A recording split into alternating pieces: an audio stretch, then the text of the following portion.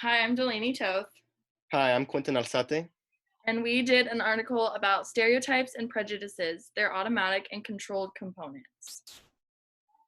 So, the theoretical rationale behind this article was that the researchers wanted to examine how stereotypes and personal beliefs are involved in the responses toward certain stereotyped groups that we have. And they also wanted to test implications of this association of automatic versus controlled processes in prejudice. So for the first study, the method was that they had 40 white intro to psychology students, and they were split into groups of about 4 to 6.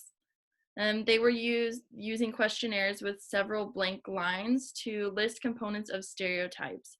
And in this first study, they were asked to not put down any personal beliefs. It was all based on their understanding and what they've heard about the stereotypes for this group. And they were also taking the modern racism scale as part of this first study. The results of study one, the most common theme was that African Americans were aggressive, hostile, or criminal. Again, this wasn't personal belief, it was just based on stereotypes. And there were few differences that they found within the high and low prejudice people. It validated their idea that high and low prejudice people are equally knowledgeable of cultural stereotypes, whether or not they believe them. Everyone kind of has the same idea of what the stereotypes for certain groups are. And then for study two, there was 483 students filling out a modern racism scale. And then there was three parts to this study. So for the second part, to qualify, you had to have perfect vision.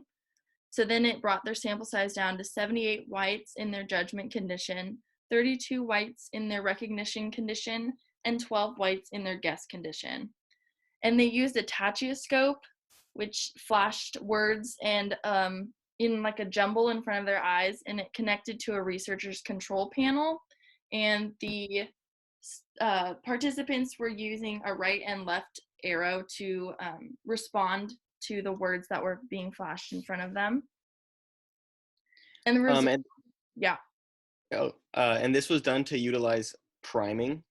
For the results of study two in the guess condition, what ended up coming to be was that neither high or low prejudice participants were able to identify the content of their priming. So they were essentially unaware that they were being primed, which kind of confirmed this attentionless priming, which is what the study was trying to uh, get a result in.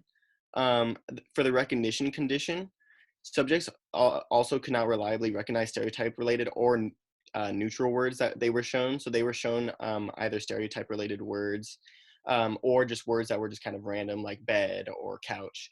And they were asked if which words they had seen and which ones they had not, and they had not successfully seen or remembered any of the words. And this suggests that the subjects had no conscious content of their primes and they were unaware that they were being primed. Um, the third study had 67 white psychology students. They were separated into groups of 3 to 6, and they were seated at partition tables.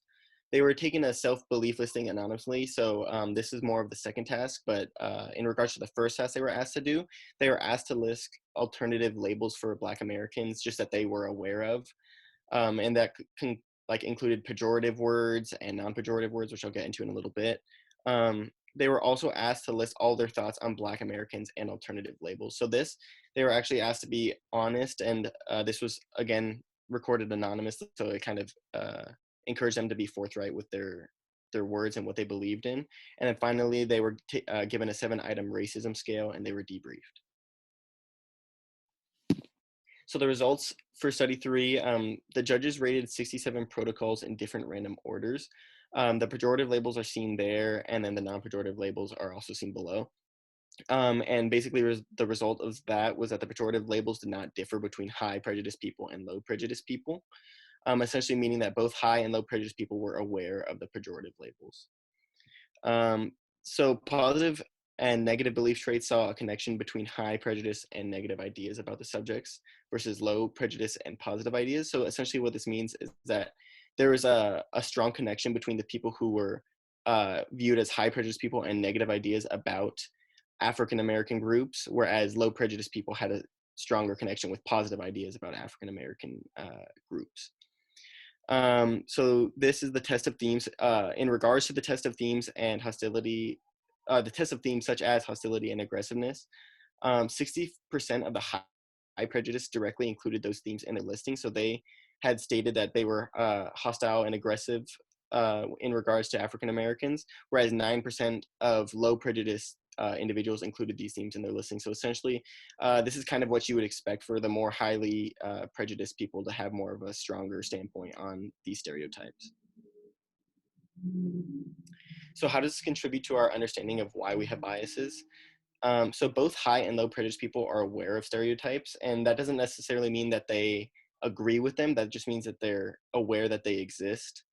Another important thing is that this priming can be done with people not being aware, which is also known as attentionless priming. And that means that we can be thinking in a more stereotyped mindset just based on what we're seeing, even if we're not aware of what we're seeing, which is super important in understanding why we can have these biases without even knowing that we have them. These stereotypes can obviously be primed, as we've seen throughout these studies, but it's not the end of the world because we can also change our judgments and adjust to society if we really want to learn how. So some discussion questions that we have for you that we're wondering what you guys think about is, are there differences between knowledge of stereotypes and personal beliefs? And can people know the stereotypic beliefs associated with a social group and not be prejudiced? In all, the study was essentially what you would expect to see when comparing high and low prejudice individuals, but there were some very interesting facts that we want you guys to think about. Thank you.